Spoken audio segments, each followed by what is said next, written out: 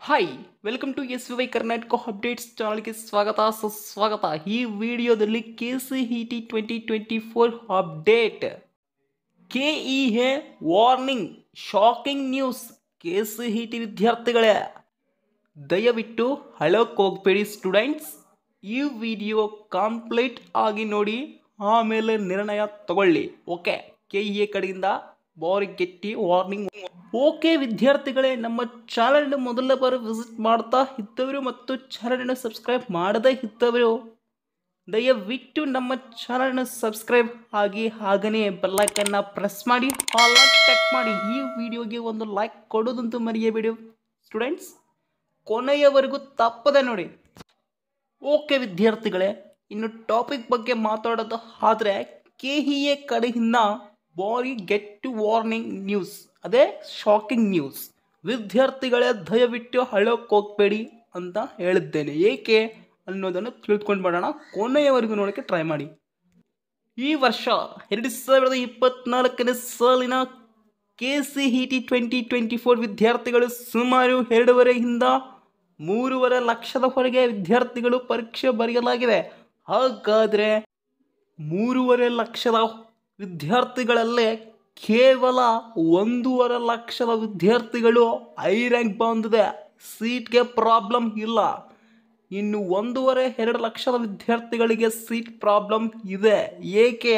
ಅವರು ಇಷ್ಟಪಟ್ಟಿದ್ದ ಸೀಟ್ ಸಿಗೋಕ್ಕೆ ತುಂಬ ಕಷ್ಟವಾಗಿದೆ ಈ ವರ್ಷ.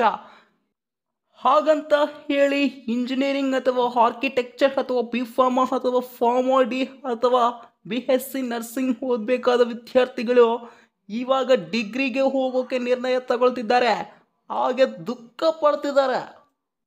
ನೋಡ್ರಿ ವಿದ್ಯಾರ್ಥಿಗಳೇ, KEA ಕಡೆಯಿಂದ ವಾರ್ನಿಂಗ್ ಅಂತ ಹೇಳಿದೆ. ಏಕೆ KEA ಕಡೆಯಿಂದ ವಾರ್ನಿಂಗ್? ವಿದ್ಯಾರ್ಥಿಗಳ ಪ್ರತಿಯೊಂದು ವರ್ಷ ಸ್ವಲ್ಪ ಹುಡುಗರಾದರೂ ಕಮ್ಮಿ ರ್ಯಾಂಕ್ ತಂದೇ ತರುತ್ತಾರೆ, ಇನ್ನು ಸ್ವಲ್ಪ ಹುಡುಗರು ಹೆಚ್ಚು ರ್ಯಾಂಕ್ ತಂದು ಸೀಟ್ ಪಡೆದುಕೊಳ್ಳುತ್ತಾರೆ. ಆದ್ದರಿಂದ ನಿಮಗೆ ವಾರ್ನಿಂಗ್ ಕೊಡಲಾಗುತ್ತೆ ಈ ವರ್ಷ. ನಾರ್ಮಲ್ ಹಾಗೆ ಪ್ರತಿಯೊಬ್ಬರು ಇಷ್ಟಪಟ್ಟಿದ್ದನ್ನೇ ಓದ್ಬೇಕು ಅಂದ್ಕೊಂತಾರೆ.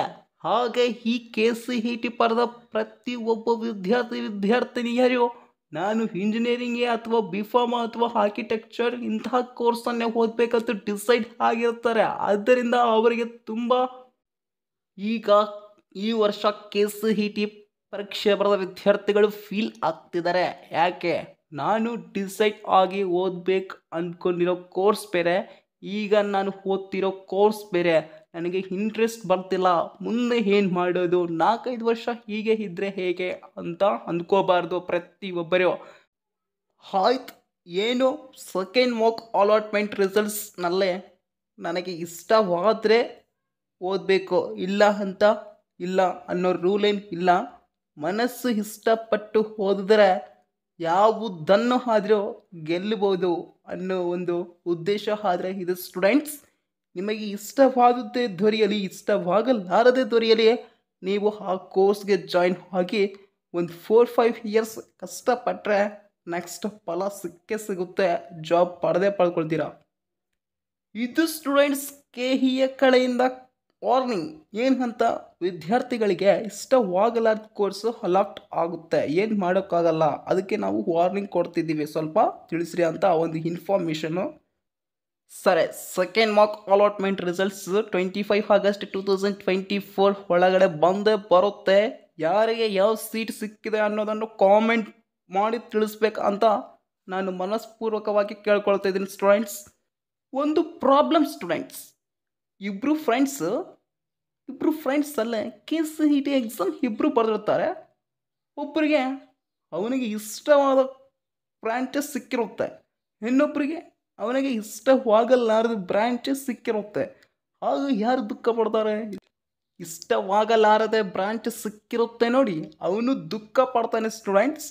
ಇಷ್ಟವಾಗದ ಬ್ರಾಂಚ್ ಸಿಕ್ಕಿರುತ್ತೆ ನೋಡಿ, ಅವನ ಖುಷಿ ನೋಡಬೇಕು. ತುಂಬ ಎಷ್ಟು ಇಂಟ್ರೆಸ್ಟಿಂಗ್ ಇರುತ್ತೆ ಅಂದರೆ ಅವನ ಮುಖ, ನನ್ನ ಟೆನ್ಷನ್ ಇಲ್ಲ, ಈ 5 ಇಯರ್ಸ್ ನಾನು ಚೆನ್ನಾಗಿ ಓದ್ಬೋದು, 4-5 ಇಯರ್ಸ್ ನಾನು ಈ ಬ್ರಾಂಚ್ ಇಂಟ್ರೆಸ್ಟಿಂಗ್ ಇದೆ, ಇದ್ರ ಮೇಲೆ ಸ್ವಲ್ಪ ಈಸಿ ಇದೆ, ನಾನು ಓದ್ಬೋದು ಅನ್ನೋ ಒಂದು ಮೂಡ್ ಇರುತ್ತೆ ಮಾತು, ಅದಕ್ಕೆ ಆ ಖುಷಿ. Okay, thanks for watching. Like and comment, subscribe.